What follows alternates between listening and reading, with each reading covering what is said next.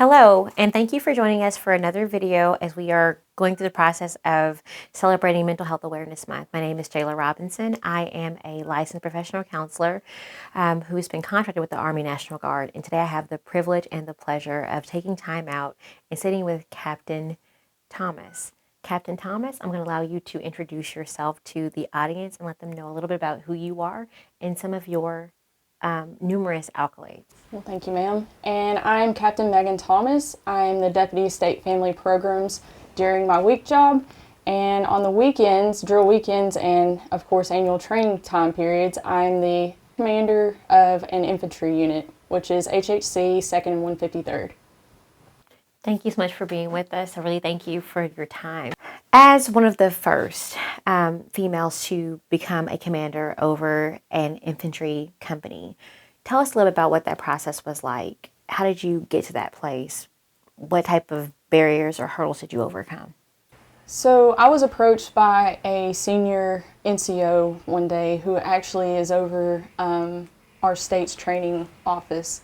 And he asked me if I would be interested in attending Maneuver Captain's Career Course, which kind of gets you in the door to get infantry qualified for a commissioned officer that had already been through a BOLIC as well as a Captain's Career Course. My previous branch was military police, so doing a branch transfer has probably been the hardest part of my journey thus far.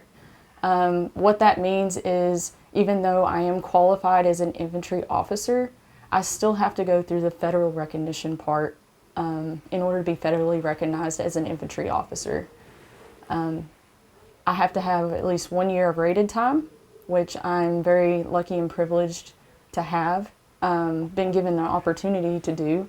I'm the commander at HHC 2nd 153rd. And I should have my year of rated time in August of this year. Okay.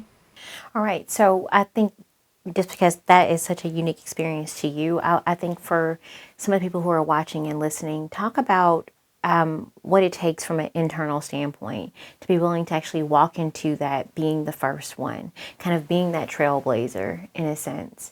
Why was it important to you to pursue it, especially as you mentioned, you could have gone into different sects, but you chose or accepted infantry.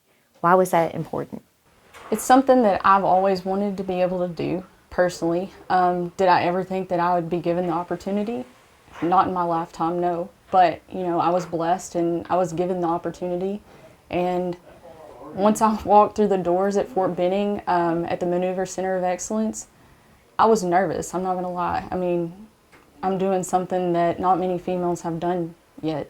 And, you know, to be honest, I was welcomed with open arms down there. I was the one female in the entire class of 43 classmates.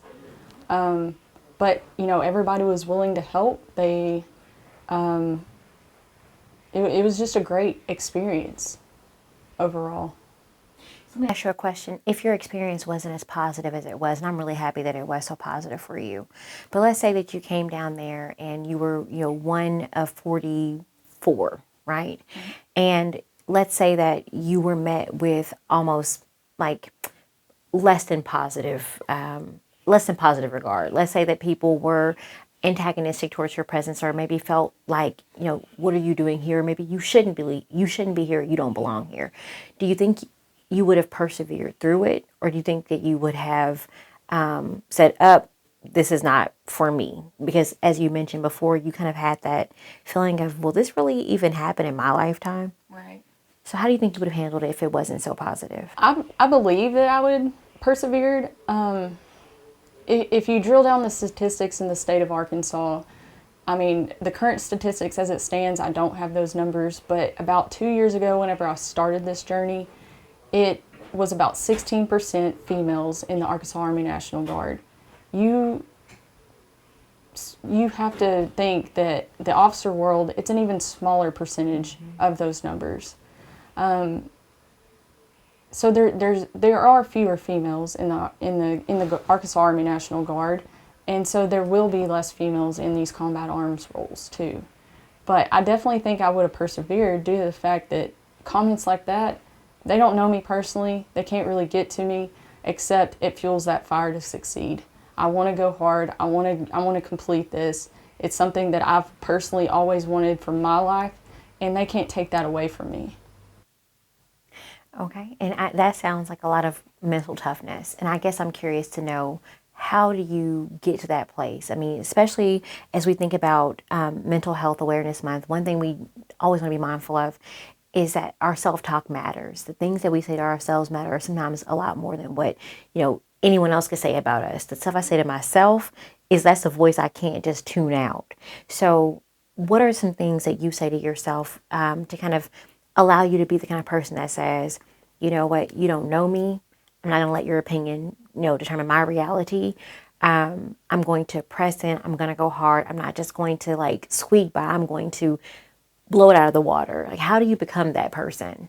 I just tell myself every single day to go out, be the best version of myself that I can be, because I have direct control over myself. I don't have control over these other people. And of course, I will have naysayers. There will be naysayers throughout our entire lives. But do they know you personally? And do they really have direct control or effect over your life? We have direct control over our lives. So be the best version of yourself and go hard, do your best, and that's all you can do. I like that a lot, a whole lot. So I guess, let's say, because it sounds like that's somewhat a little bit like your personality. You're just someone who's not afraid. Like you said, I kind of came into it recognizing that, the Arkansas National Guard is 16% female. They're going to be even a smaller pool of females in officer positions. So you kind of came into it not at all fazed by the fact that I'm the only one. What about that person who maybe doesn't have as much confidence or doesn't have as much self-esteem, but they're willing to grow in that respect? Talk about what you would recommend for someone who is like willing to say, well, maybe I'm not going to pursue being a commander over an entire company, but I want to break out, or I want to be the first one in this area or that area. What advice would you give them? If you have the dreams or the aspirations to go out and achieve something, then put in all your effort. You not only physically strong, but mentally strong. And just know going into it, I mean, just like we're taught at basic training, our drill sergeants are up in your face, they're yelling at you, but they're breaking you down so they can rebuild you into that mentally and physically tough soldier. That way when you get to your unit, that you're ready. It's kind of the same thing. And use that yelling and that, not so much yelling, but use those negative comments as things to fuel that fire within you to achieve your goal. Don't make it personal, because they don't know you. Like I said, I mean, people are always going to have negative things to say, especially through social media outlets. But it is something that I developed over time. It wasn't something that I learned overnight. But continually just saying, don't take it personal, Megan. This is your life. You are the driver in the driver's seat. So go for your dreams and don't give up. I think that is a beautiful take-home point, and I really appreciate you so much, Captain Thomas, for all that you've done, even for the other women that are coming behind that want to pursue positions of being an officer within the Army National Guard. Thank you so much for your commitment to excellence and for the message that you've given today, which is, if you want something, silence the negative, emphasize the positive, control yourself because you are the only one you have control over, and kind of disregard the rest. And if negativity comes, use it to propel you. Don't let it stop you.